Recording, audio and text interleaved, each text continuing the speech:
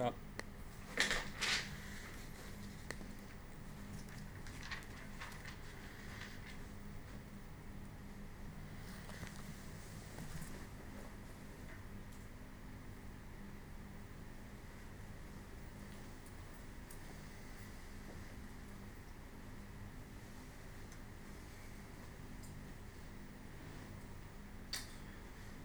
Let's say you're out on the streets with a friend or two. Uh, yeah, and you did happen to meet some other people. Let's say a gang of another group of friends, kinda.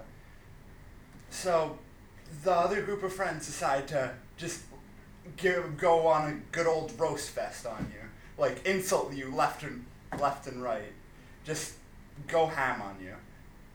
So you're there taking the insults, and then you're there wondering, oh, can, do I have any good insults? And you're just there when they're pounding on you with insults. You're thinking, do I have any good insults?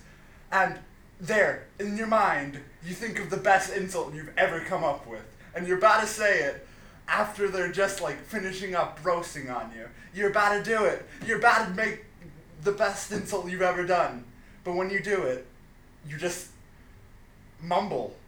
Just air and words come out instead of the insult. And afterwards you feel so flustered, confused, and dumbfounded. Because that was your chance for redemption.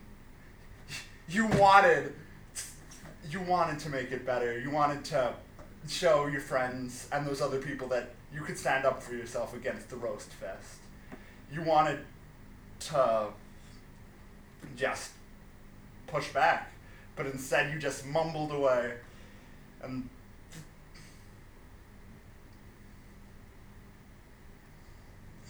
what can you do when you're flustered or angry or whatever? People just mumble. What I did just there, you could consider it a mumble. Probably not, but mumbling. I do it. If you know me, whenever I get flustered or confused, I just start mumbling away, trying to think of something. Or, like right there. that wasn't planned. But I have friends who do it much more often than me. Let's call him George. So, George, he was a good friend of mine back in the States. And we'd go to this thing called Friday Night Magic, which is like a competitive Magic the Gathering, kinda. A nerd card game, yeah. But, so, he was really good at it. He played for like 5 years. He's in his 20s or so. He's a good friend of mine. And whenever he'd lose, instead of congratulating them, he'd just go in a furious mumble rage. He would just pick up his cards and just mumble away like that. He would just do that for a solid 5 minutes, and you couldn't talk to him while he was doing this. He was too busy mumbling to listen to common sense. And the only way to get him out of a mumbling rant or rage would to go to the 7-Eleven and bring him back one of those burritos, enchiladas. That's the only way to get him out. I don't know why. And we'd always call George the Mumble Mania Master. Because that's what he was. He mastered the mumble. He was the mumble. But even though even though his social life wasn't the best because of his mumble mania, it made him fun to hang out with. Because sure, he might not be the best loser, but it's just fun to see him do it. I might sound mean when I say that, but it's genuine. When you see someone mumble like that, you can't help but to laugh, even though it's really mean to the person. Mumbles. You do them while you're angry, do them while you're distraught, or just whenever. Mumbles. George was a master of it. You...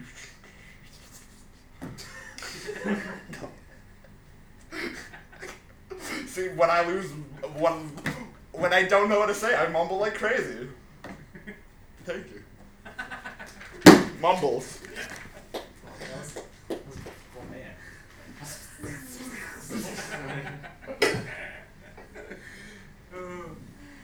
Oh man. Our experiment to see how, and I saw you, right? You were trying to apply it, and you actually did until about 2:30.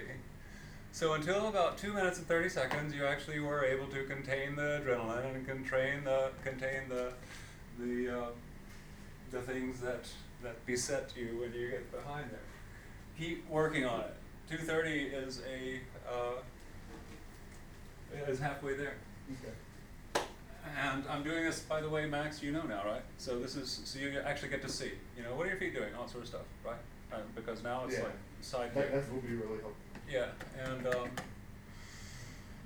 I'm still not sure. It's kind of funny because just to take a moment, Zach and I have had long conversations about the fact that Chinese philosophy is one that does not separate mind from body. Mind is part of body. There is no mind-body duality there, and so when we philosophize in the West, our minds go out of our body and they're thinking about metaphysics and God and fate and cause and effect and chickens and eggs. Whereas in China and Japan and India, the mind and the body are together. And thus, philosophy is practical, practiced, and walked.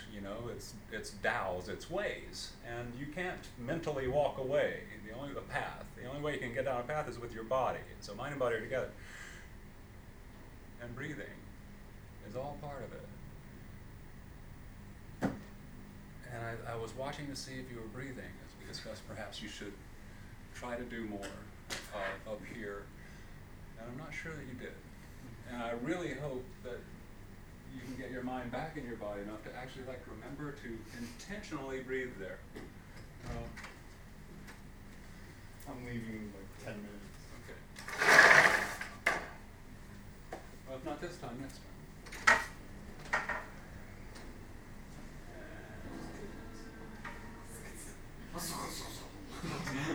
I do that on accident.